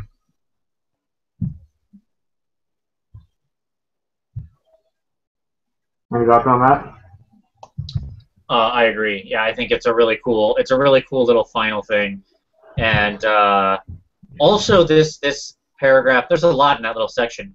It also has the most viscerally disturbing piece of writing in this entire book, because Corhill has had his legs broken and shattered beyond all use, like they're just little dangly broken bones of sinew and tissue, and he's had his eyes torn from his head, so he's blind at this point. And there's a description of Merathi running her long pointed nail around the blood-encrusted empty eye socket of Corhill, and I'm like, I read that, I was like, oh god, that's pretty horrible. And she mentions like his other empty eye socket twitching, unconsciously at the pain. Like, good Jesus, they really go all the way to show you just how much Corhill's going to suffer for his treason at the end. Yeah, and he's the one guy that you have to side with throughout this. So it's maybe more sad for most that Corhill meets his end in the graphic way that he does. I can say that I didn't feel all that bad for Malice Darkblade, although Keith did, because he had read lots of Malice in the past and probably felt attuned to him. Yeah. Certainly didn't feel a shred for Tularis or Koran Darkhand. Or what was the other Fleet Master? Drana? Yeah, nothing for her. Oh, yeah. Blackblood. Yeah, couldn't care for any of them. But just to wrap up your little love story piece, too, is Adrana. It says here that the enchantments that bound her close to Corhill, she knew instantly when his head was lopped off. But also in doing that, she knew instantly that the gambit that they had planned together had failed. And she relayed that to Malekith so that he was aware as well. But of course, Malekith didn't care. He's a callous guy. Anyway, so let's. Keith, do you want to take us from here? Sure. From there, so again, taking it home. Yeah, I mean, it just kind of goes on to describe a bit more campaigning. Like, Tyrion is once more on the warpath. He marches on Safari and just slaughters so much, and there's so much carnage that the lore masters of Hoeth are just kind of like, no, that guy's too much. We're going to go with Malekith, the Witch King. I mean, Phoenix King. That guy's better than Tyrion at this point. But Malekith is gradually losing ground. They're battling in the mountains. And then they wake a host of things like manticores and chimeras, which Merathi bewitches. So you get this monstrous battle between dragons and chimeras, which is kind of cool. There's more infighting in Malekith's ranks, where some princes are talking about overthrowing him. So Malekith is getting a little bit more diplomatic here, and I actually kind of like this bit where instead of just lopping off their heads, he promotes them to battle generals essentially, and sends them out to the front lines where Tyrion can do his dirty work for him, which is clever, I think. But yeah, Malekith is basically fighting furiously for Ulthuan while his army retreats, and he's letting the dragons loose against the monsters. He eventually defeats them. And Malekith is challenging Tyrion to individual combat at any chance he can get. But Tyrion refuses because he's no more eager to confront Malekith than Khaine was ever comfortable in confronting Asuryan. And, why should he? Tyrion's winning the battle. I mean, as the shadow of Khaine grows more and more over Ulthuan, more elves are joining Tyrion's cause and running to his banner, whereas Malekith is just fighting this and losing this war of attrition, essentially. Yeah. And then there comes a point where Malekith sends out his campaign manager again, Teclis, and he says, "Go out across all of the kingdoms. We need to rally everything we can possibly rally to oppose this, because Tyrion, as you say, was gaining ground by the sake of just the rage was taking over anybody he encountered. So he would cow, I guess, the citizens of Ulthuan who resisted him at first, but now fell under the sway of Khaine and were feeling that frenzy, and it was harder and harder for them to resist. But there is a cool sidebar that comes in here as Teclis, in his tour of Ulthuan, finds himself in Nagarath and encounters Batman. Vince, if you're a favorite of this guy, did you want to jump in on this guy? Absolutely. So, yeah, it starts off with Teclis. It starts off with Teclis getting Batman, right? He's standing there, and from behind him he hears, like the "you are not welcome here," type of thing, and he feels like the breath on his neck. And like Teclis is obviously a super powerful wizard who has lots of wards and protections and all sorts of things, and yet the Shadow King is able to be a step away from him from nowhere. And basically he says, "Oh, the Shadow King lives up to his reputation." Again, this totally works if you just replace Shadow King with Batman in all ways. And basically Elithanar says, "Look, I know why you're here. You want my help, and you're not going to get it." And Teclis says, "Why? The fate of Ulthuan hangs in the balance." And Elithanar says, "Oh, really? Well, come here a minute." And he takes him over to the edge of a cliff, and he sweeps away the mist from the mist-wreathed lands of Nagarath with sort of a wave of his hand. And down below in the fog, you see campfires and watchfires and just elves, just thousands of encampments. And he says, just as far as the eye could see, right? And Teclis is like, "What? I had no idea all these people were here." And he's like, "Exactly. We are the only refuge in all of Ulthuan," right? And he says, "And neither your master," and there's a nice little interruption where Teclis says, "He's not my master," and Elithanar just talks over top of him and says, "Neither your master nor your brother dare to challenge me." And I love that. I love that line because Elithanar has always been this very enigmatic figure. And yes, the line is, "Thus has the bitter king of Nagarath become the last hope of thousands." He laughed without humor. "What strength remains in this land is pledged to their fate, not Malekith's." Suddenly the air was full of crows, their thunderous wing beats echoing through the pass. When they dispersed, Teclis was gone.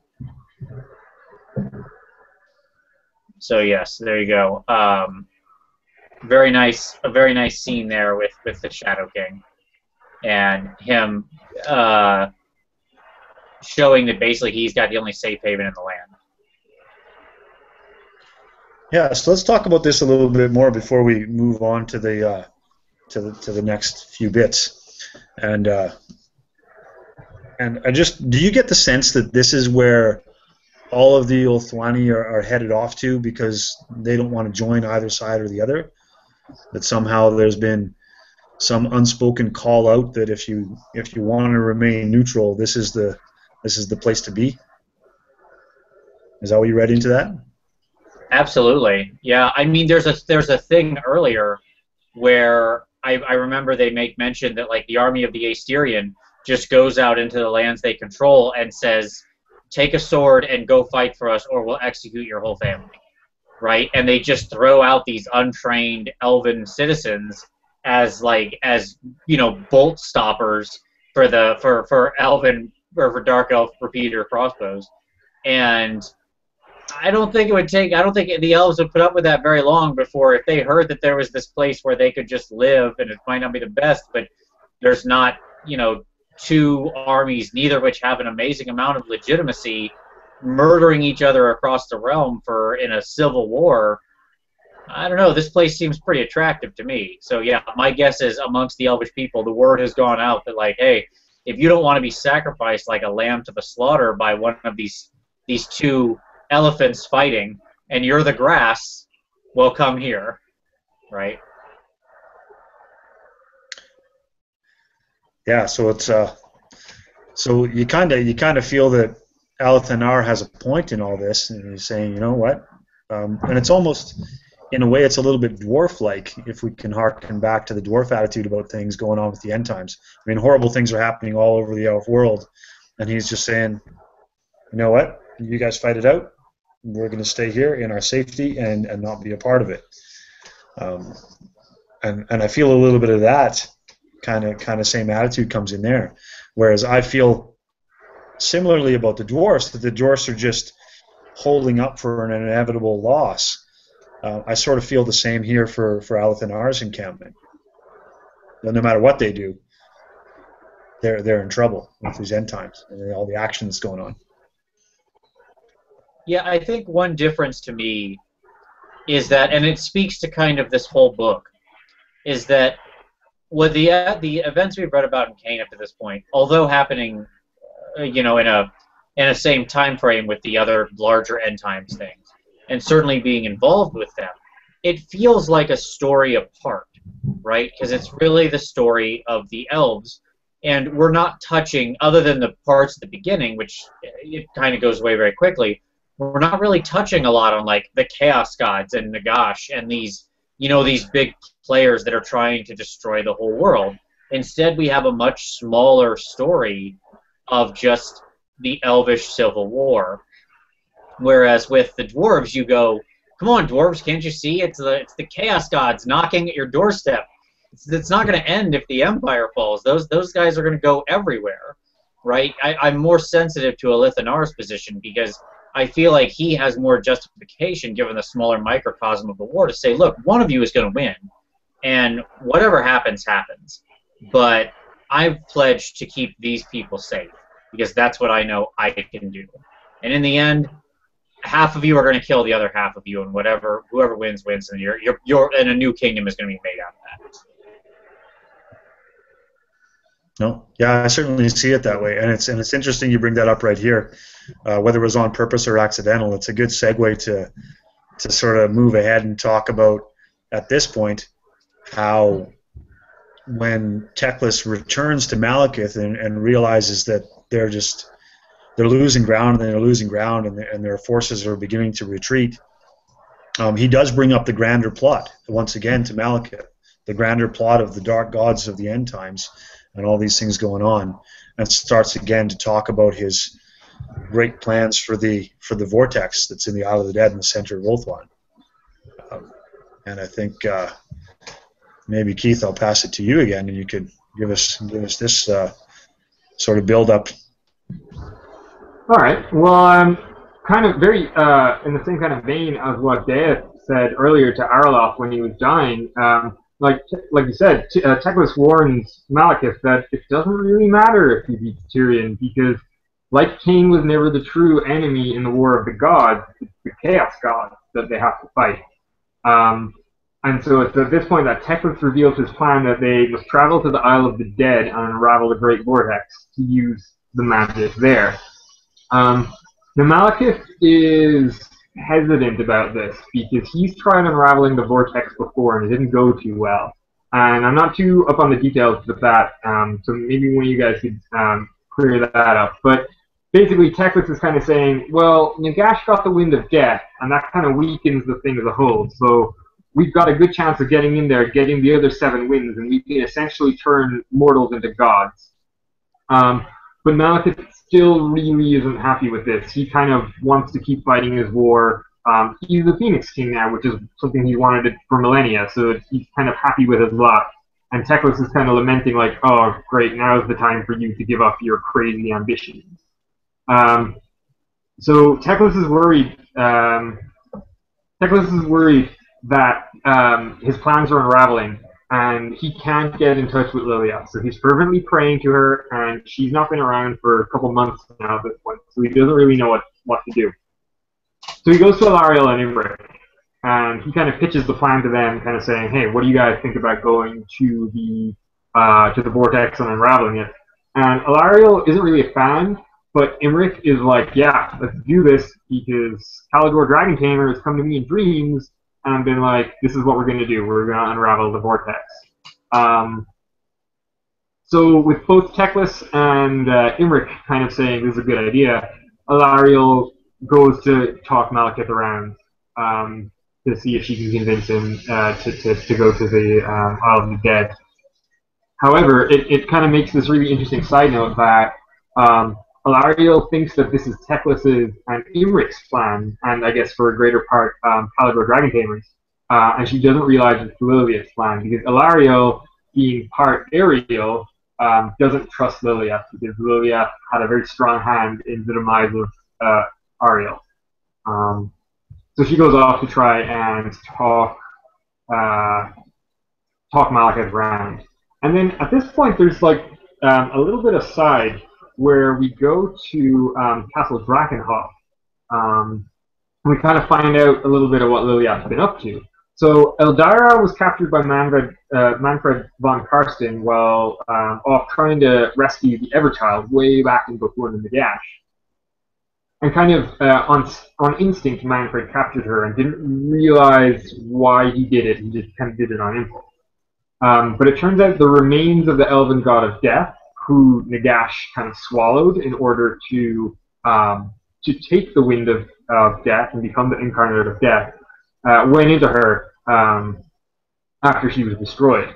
And so Lilliath kind of comes to her and explains to her, like, she's seeing these weird shadows at the edge of her vision, and like things are talking to her and stuff like that. And Lilliath comes to her and goes, no, those are the souls of the dead elves that's going on in the Civil War that Slaanesh hasn't eaten. So you can take them in and power yourself up. So it very subtly mentions here as well that this Civil War is fueling Slaanesh. Like, his table is overflowing. He's gorging himself on elven souls, which are the most delicious, apparently. So Lilliath explains to her, teaches her to take elf souls to make herself stronger, and then mentions she just bursts out of the Castle Drakenhof, like it's not even a problem. And she's set a task by Lilliath, and we don't know what that is just yet. And then she kind of goes and wanders into the mansions at that point.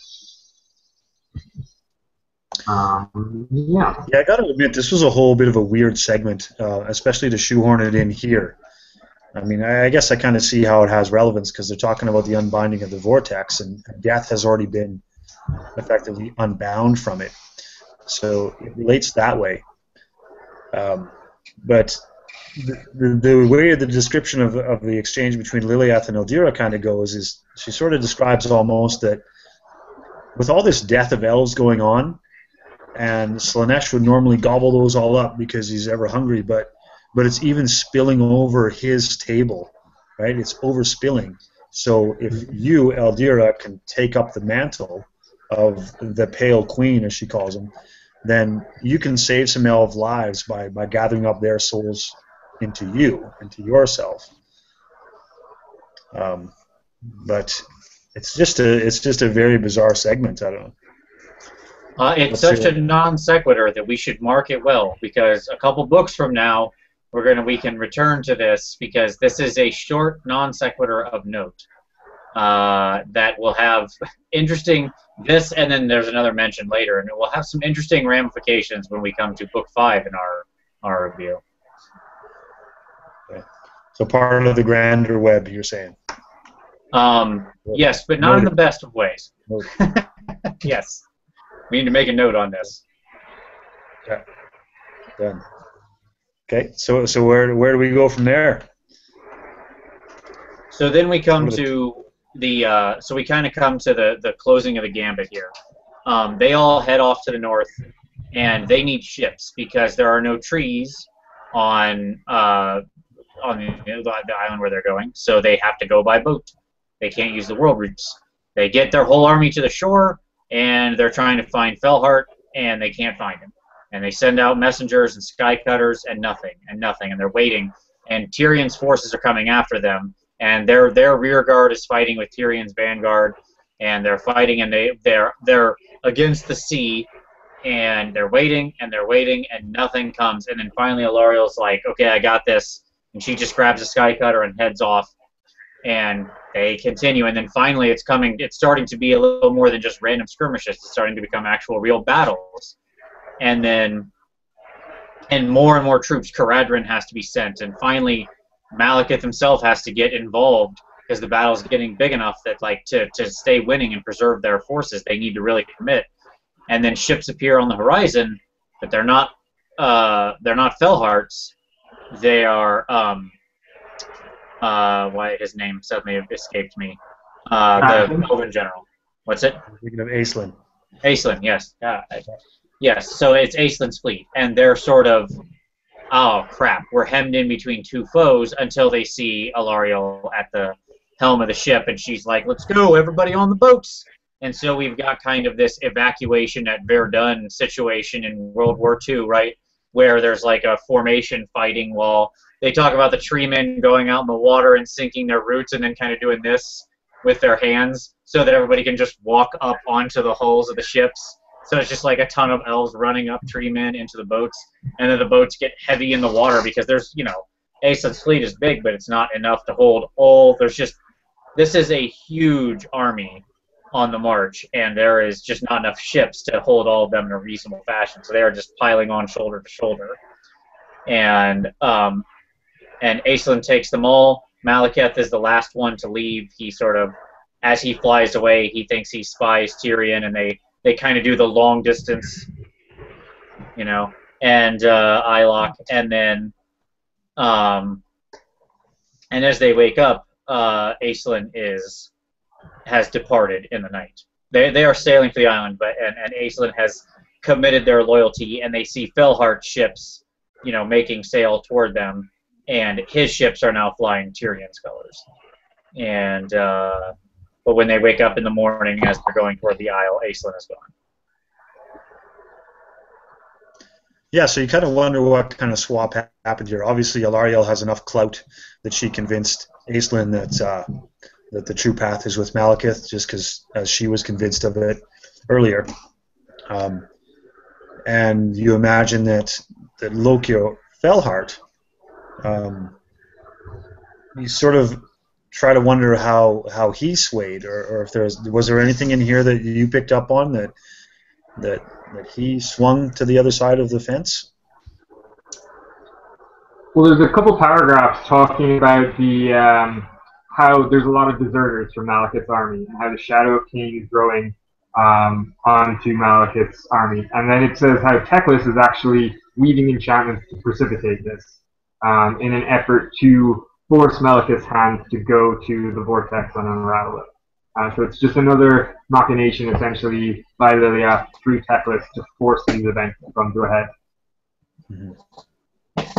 I think old Squidmask just he just likes the killing and the fighting. I mean, he's a pirate at heart, and, like being a good guy and getting all civilized he's like, nah, I'm going to put on my squid face and go do some murdering. And this guy's got that. He's got a better dental plan. He's much more favorable toward random murder. So I'm going to join up with this guy.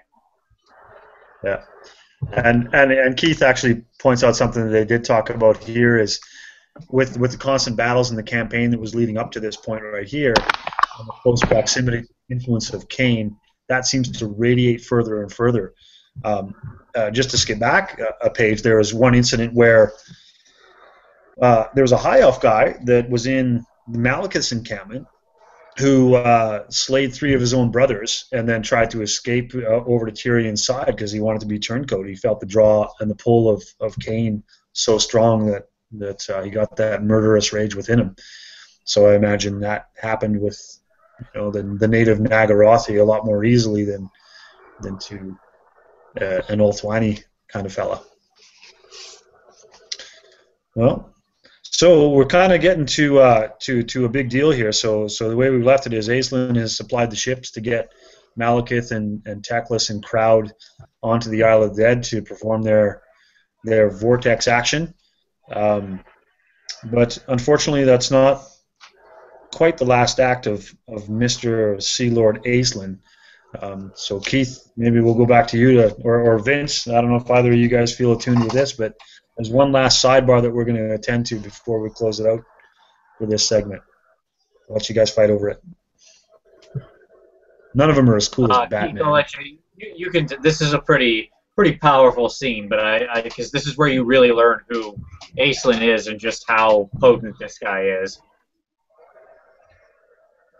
Oh, you want me to take it? Yeah, by all means, all you. Sure. All right. Well, so Aisling is he's captured and he is dragged onto the deck of a Corsair vessel and shoved down in front of Marathi and Tyrion, and who's at their side but old Felhart, Squidface himself. And he's branded traitor. And Aisling is very proud, and he didn't come here to beg, he came here to die. And he hates what Tyrion has become. And you kind of get the sense that he feels a little bit of regret that he helped Tyrion for so long. Almost how like Corhill felt in the end. But the interesting thing about Aisling is, well, maybe it is, maybe it isn't, but throughout the book, we see that the madness descends on Corhill, but he's protected by a little bit. But Aisling never seems to get that kind of madness. But just as Tyrion is about to plunge the Widowmaker into his chest, Aisling utters his last words, and he roars to the skies, "May the deeps take you all." And it turns out Aisling has quite a deep affinity for the sea, and is in fact the herald of the elven god of the sea, whose name I'm forgetting right now. Mathlan, I think it is, or something? Yeah, Mathlan. Yeah. Mathlan. Yeah. So he utters this last phrase, and then the deeps take you all, and then the sky split with lightning, and massive waves start to boil. And before